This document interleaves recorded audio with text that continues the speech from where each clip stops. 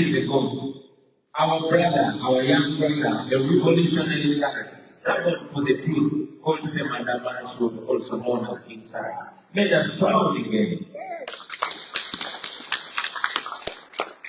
He called one of the biggest concerts in recent Ugandan history.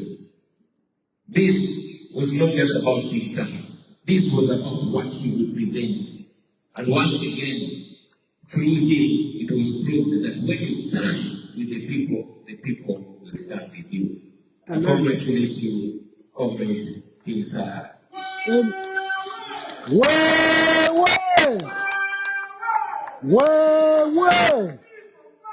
Our power! People power! From Boston, actually,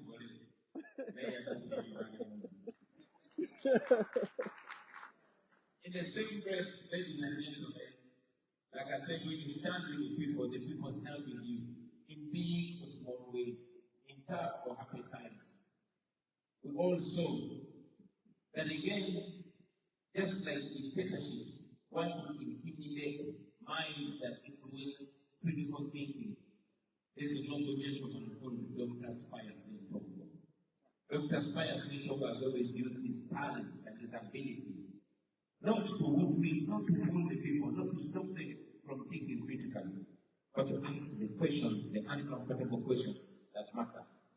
Unfortunately, like it is their way of silencing voices of dissent, Dr. Spire was slapped with an unjust and unfair bill of 30 million for simply speaking truth to power.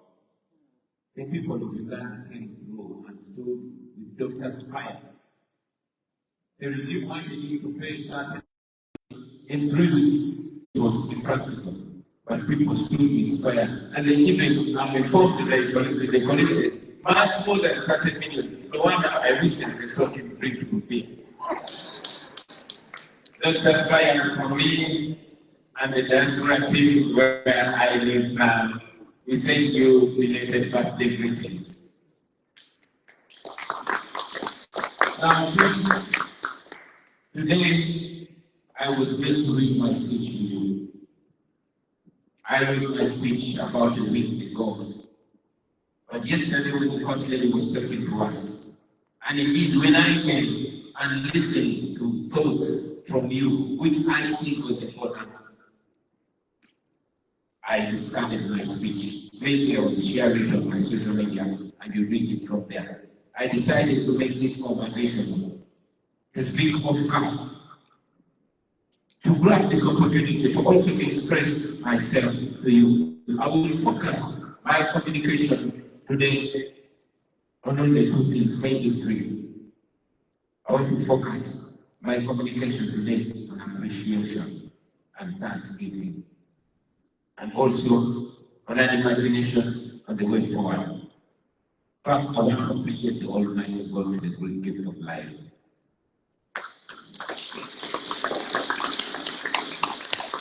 For me, this after Arua, after surviving the attempted assassination that took my driver in Kauna, I thought that I was living my second life, and indeed I was.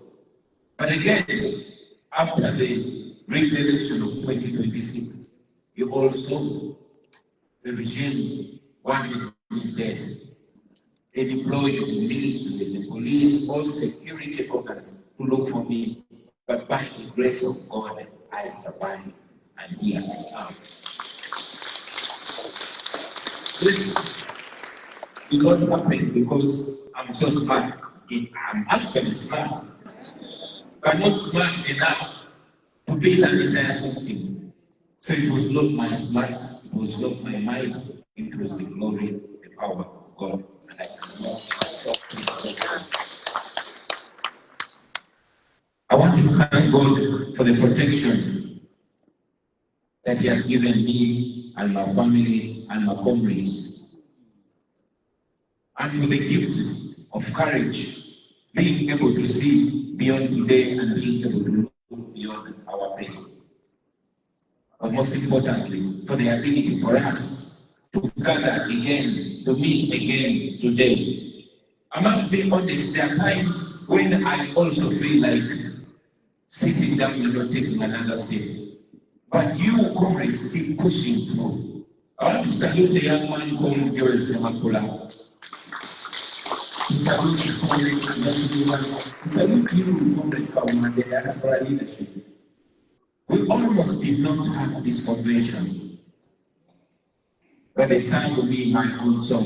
Sifu kaluta mbule, mbira imara mamazi, na yeto mwa ngenge, sifu kaluta mbule, and here we are now. So while the spotlight shines on me, I always want to remind all of us that this is not about me, it is about all of us. You never know the courage that you give your comrade. You never know that encouraging text, that encouraging call, that encouraging post that you put on Twitter or Facebook or whatever. You never know how far it goes to encourage even the ones you think are strongest. So let us keep being each other's keeper, let us keep being each other's courage. I want to thank you, comrades in the diaspora. Usually, like I've said it before, usually I tend to fly from home. But this time, I was found here. Not because I want to, but because it's the only place I could run to. When the regime came for me and didn't find me, they looked for any possible way to get me. Thanks to the persistence of many of our friends that had actually insisted that we take the children out of the country before. They had thought much faster than us. And then when I stepped from my own house, they descended on my wife and they thought they could break her. They did not know, like Winnie Mandela taught us, when you strike the woman, you strike the rock. That woman right there is the rock. I found myself in a situation where I had to run away from everything that I ever made. To run away from a life that I identified as my life. But look, when I reached you, you welcomed us, me and my baggage. You welcomed us with open hands. You opened your hearts, you opened your houses, and many of you opened your wallets for us. You gave us reason to believe, not to give up. And guess what? We did not even have time to get depressed. We started where we stopped. Now we are moving. Thank you. And this, you've not just done to me and my family, but to other comrades. You have given us a soft landing, even when the ground below us has been scraped away. It is like falling from many floors up, but finding a soft landing. You comrades have done that. You have done that to the comrades back home. You have supported the political prisoners. The first lady was here yesterday, and she was thanking you. And I want to reiterate her words. It is you, when political prisoners come from jail, it is either me or the leaders of NUP that they salute. They don't know that you are the wind beneath our wings. You, the groups of women, you've come together, you've paid school fees for the children of the political prisoners. You have looked after the families of those missing people. Thank you very much.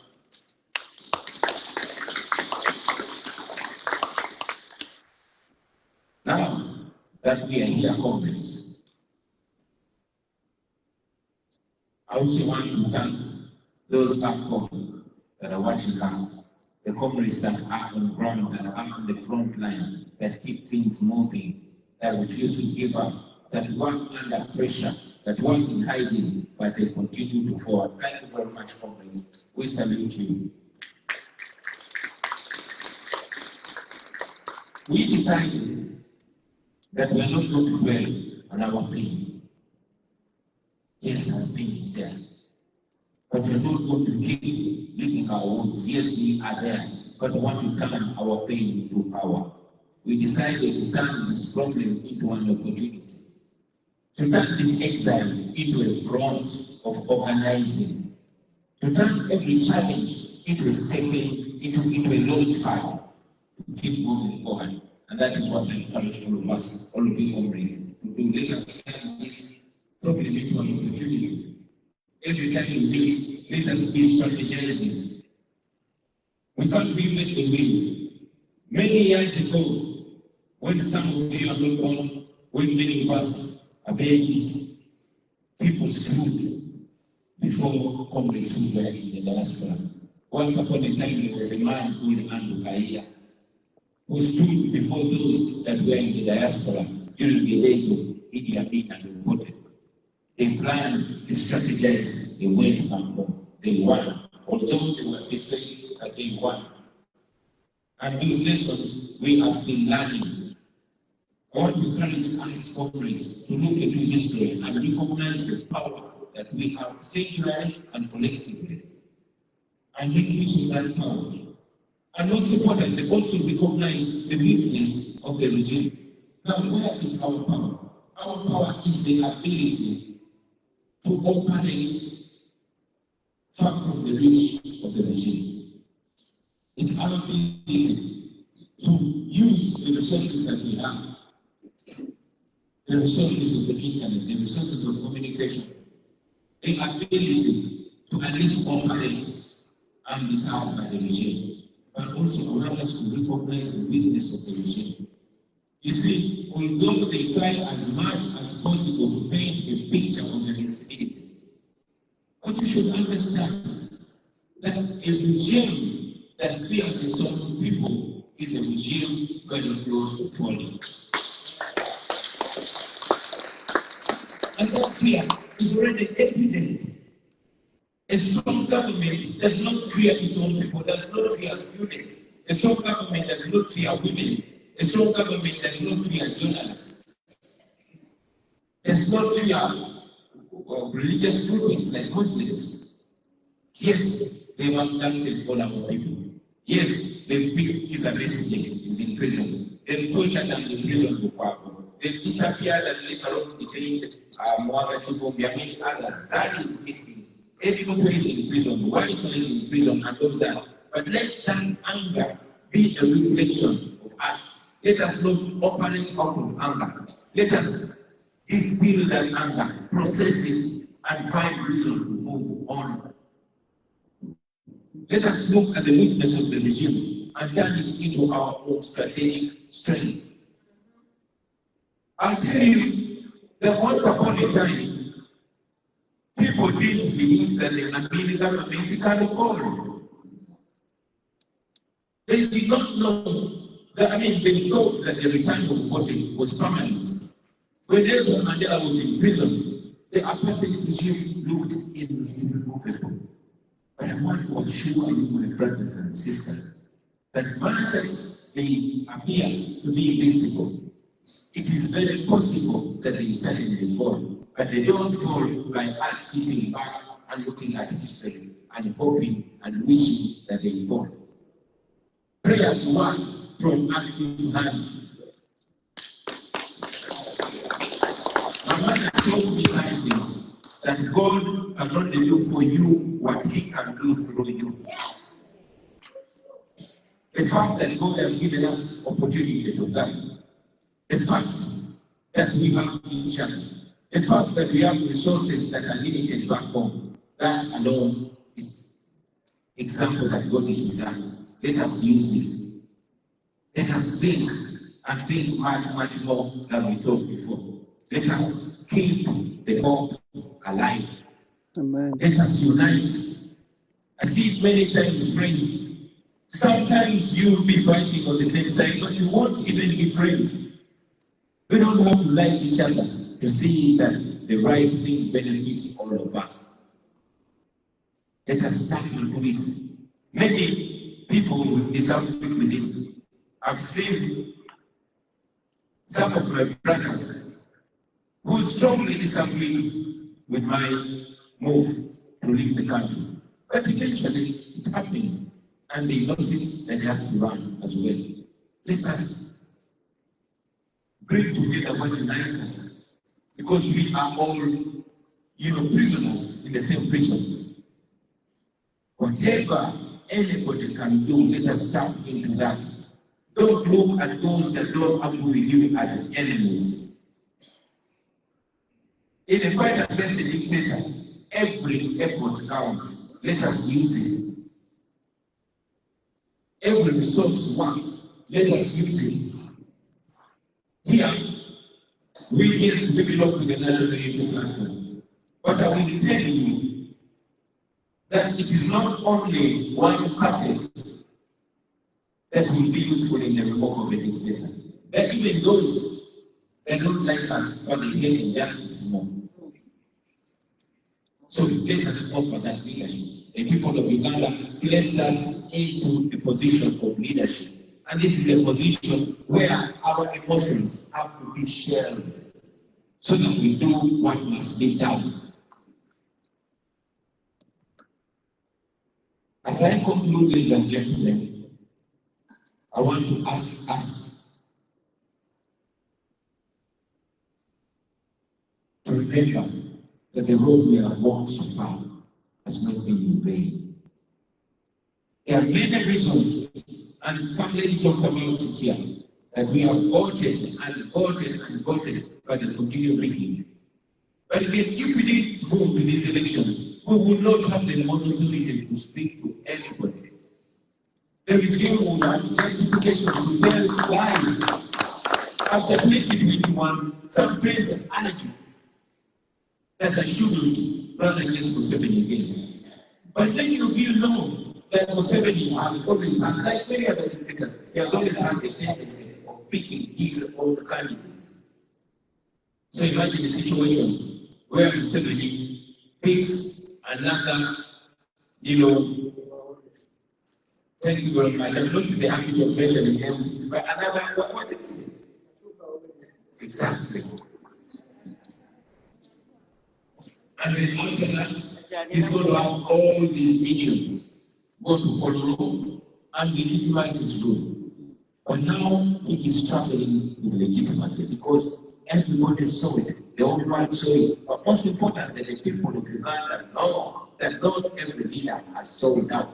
And even those that used to be walking shoulder to shoulder with us in 2021, little did we know that their conscience is fighting. So it was necessary, like it continues to be necessary, that we present ourselves. After 2026, we encourage the people of Uganda to go and challenge for leadership, even at the lowest level of LC1. Many of you saw that this time it was lying in the back, but still you would have a line of 400 people of NUP and another line of 10 or 15 people. And they will declare the person that has 15 votes a winner over the person that has 400. This Museveni might look at it as a loss to us, but it's a loss to him. He's a one man whose head is supposed to be looking for a way to have honor, but he continues to strip himself naked. So let us use every tool. That is a weapon to us as well. We must not give up, we must keep going. Also, of all these elections, there have been 3 phases, and I would like to talk about them. The first phase was awakening. The second phase is supposed to be mobilization, and another is organizing. We have done quite good at awakening the people of Uganda, because once upon a time, the young people of Uganda were more concerned with Arsenal and Manchester United. Not that they are bad, but there are more important things. I was speaking to one of Museveni's generals who spoke to us in our group of young people in 2017, and he told us a story of how they were in the Congo, looting the country of its gold and oil precious minerals. But the Congolese young people were drinking hard liquor in bars and dancing the night away with Obolengaso. And he was challenging us to think smart. This is the same message that you carry to the young people of Uganda. And I'm glad to know that right now, even on social media, the main issues of discussion is not who got a new girlfriend or who got a new boyfriend, but who stole taxpayers' money. This is the conversation on tax stages, on border stages, in markets, in intelligence, everywhere. So at least we have an awakened population. Having an awakened population is very, very important. Unlike in America, where they are making young people to go and vote, in Uganda we don't make young people to go and vote. The young people know what they want and they turn out to vote. No wonder right now the majority of political prisoners are not the intellectual. No, they are the barbers at any place. They are the market vendors or Indian guys. They are the ice cream vendors, the hobby house. Why? Because the most common people are awakening. That is a win, that is a victory that we must celebrate.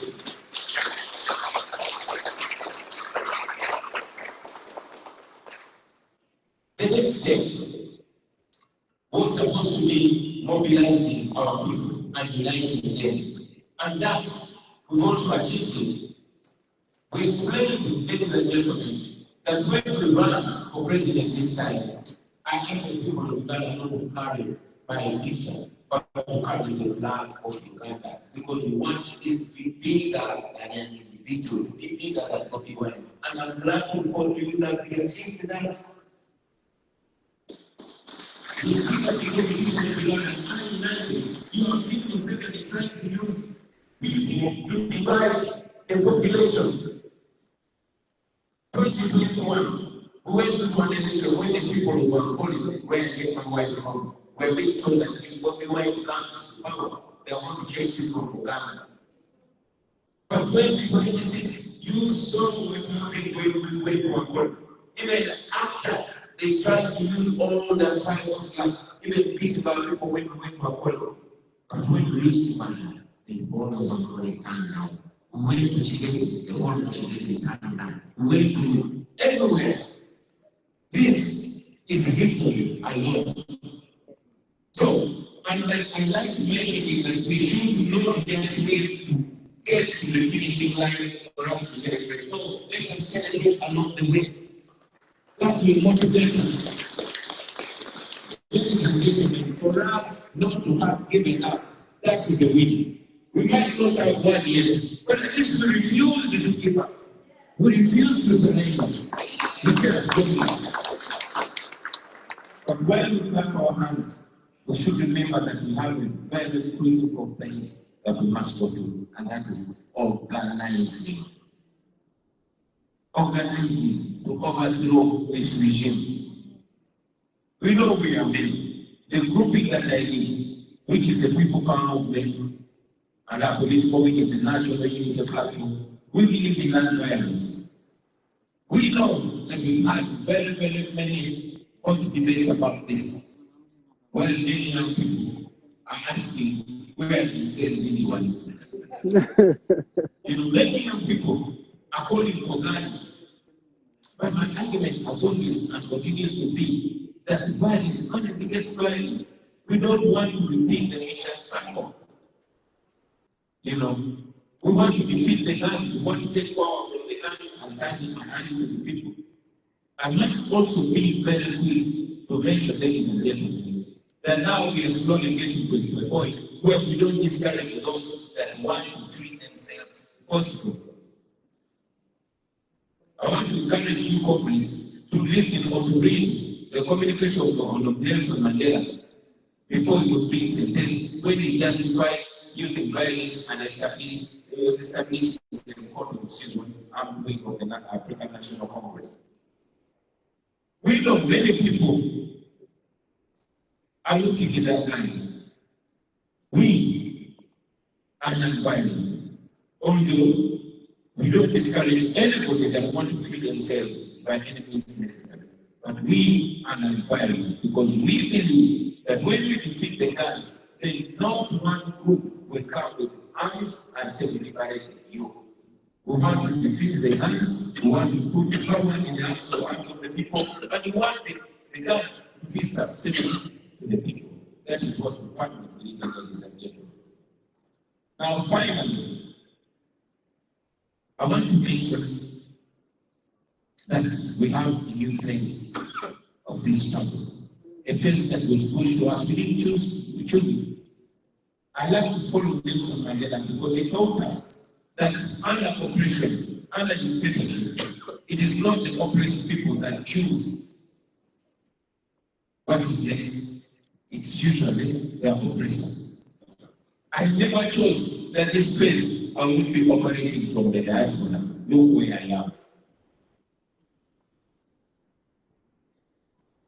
And yes, he said that he didn't choose violence. Violence is something that was imposed on them by their oppressors. So the next phase, ladies and gentlemen, I want us to call it no retreat, no surrender.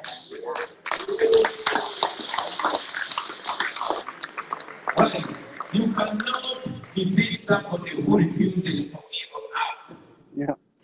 For starters, let us agree that we are not giving up. No. It doesn't matter what speed we are moving on, very fast, very slow, holding, but we are not giving up. No retreat. No surrender. Somebody say that after me. No retreat. No surrender. Yes, we are not going to take a back step. No. And we are not going to put our hands up. Good enough, we will always make sure that everything is on our side. The law is on our side, we will not broken any law. The right thing is on our side. You can ask the oldest woman in the most rural area, or the youngest baby. Ask them whether standing for what is right is wrong or right. Whether calling for justice is wrong or right. Whether demanding for human rights and democracy is wrong or right. So we are right before any right-thinking person. That means we are right before history. We were right yesterday, we are right today, and we will be right tomorrow. If we only stick to what we are saying. When Museveni was my age, he was saying the same things. He cannot say that anymore. That means he betrayed what he once believed in. That alone takes away the moral authority. That is why for him to come and be seen by people, he has to carry more soldiers than the people he's going to visit. So, we are not retreating, we are not surrendering, we are moving forward. No backwards. But moving forward has to be practical. Dr. Kauma said something. He asked the question that how many are going to be still on this move after him. Let us not do this only once a year. Let's do this at least once every day. For every day that passes, do a self-evaluation. What have I done today To add value. to advance the struggle? Even if it means just calling, making a call to your comrade or to your leader and discussing it. That keeps the energy going. We must not let energy, we must not let our blood cool down in this. Personally, there are things that I communicate now, and there are things that we do in a local website. But now that I'm in the diaspora, like I mentioned earlier, we want to turn this problem into an opportunity. I'm getting opportunities to meet many of you, holding private strategic meetings on how we can move forward. And yes, I also have communications with people from other political parties and other groupings. Sometimes we even have conversations with people from within the system back.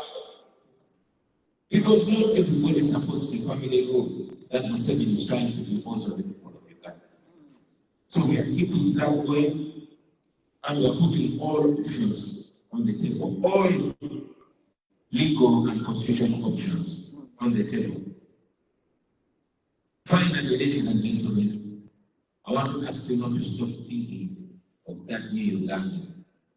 That new Uganda where is justice? That in Uganda, where is justice and accountability? Yes, we are forgiving people, but we know many people have been driven off their lands. Many people have had their loved ones taken away. There is going to be a day of reckoning. There's going to be a day of justice.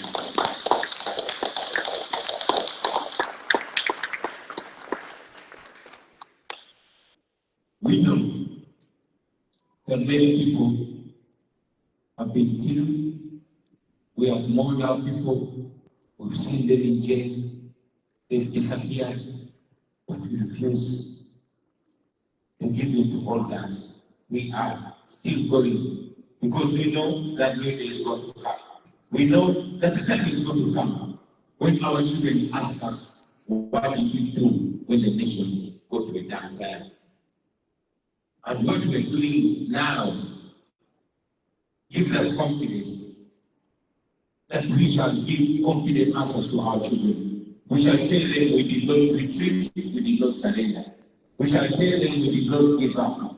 We shall tell them we did not give in. We went on, we persevered, and we won because we are going to win. So let us know the position of voice from the who cannot be with us today. Let us hold the vote for Mwangati Mubi who is not with us today, for Mobiya, for Eddie Mutwe, for Dr. Elizabeth, for Elias Rupao, for all these people that have spent their lives trying to pursue a better Uganda for our people. Let us not give up. Let us keep going. We have put a few strategies, and I took a question from my brother, which I have thoughts of sharing tomorrow on our dinner, on an image that we are not inventing. I want to encourage many of you to read a book that is called The Price of Freedom. It was written by Francis Wade. It is a story of Andrew Takome Kaira. That intelligent doctor in criminology wrote a blueprint of transforming our country from a dictatorship to a democracy. It is akin to Jim Chapel, but this is in the actual context of Uganda.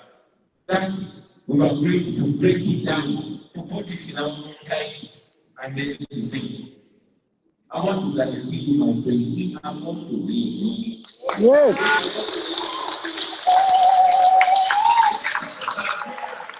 There are many people got this way, they got into this direction during colonialism, but it ended. During the main dictatorship, but it ended. During the apartheid regime, but it ended. Yes, the times are different, the circumstances are different, and we are different. But I want to tell you, the lessons are still the same. The lessons are still applying, and we are going to apply those lessons. Good enough to our following. You know, the people of Uganda, majority of them are for the cause. And even those that are hiding within the system are not supporting it. How do you think I survived? How do you think I was able to beat the entire lift? So, if you are despairing, think about that. Think about the young lady called Lorraine Kaija, who is not giving up, even when they are telling her, we can release you, for as long as you say you were wrong and we are right. Think about Alex Royce from family. Think about Eddie Mutwe. These people are ordinary people, but are holding God. They should remind us that we, that God has given the opportunity to be where we are. We must not give up. Let us take examples from our brothers from South Sudan, from our brothers from all over the world. We are going to win. I can guarantee you that. Yeah. Let us not give up. Let us keep putting one foot into the other. Finally, I can only undertake on my behalf and on behalf of my family that for me and my family, we shall not retreat, we shall not surrender, we shall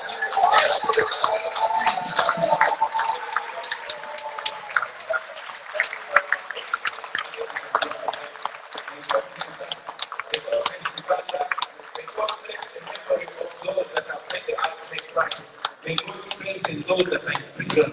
May God give us the courage and the fortitude and the wisdom and the ideas that we need to move from step to step. May He keep us together. May we get ideas. And may one day all of us come together and say, glory be to God, we are free at last. Thank you very much.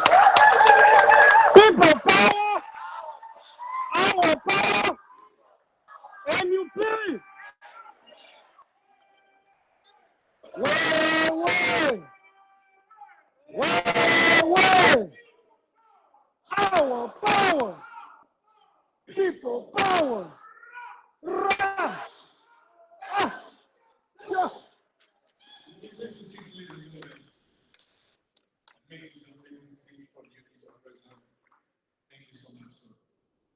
Well, now, before you leave, please, let's listen to the gentleman, Mr. Joel Semakula, to give us first minutes in the program before you go.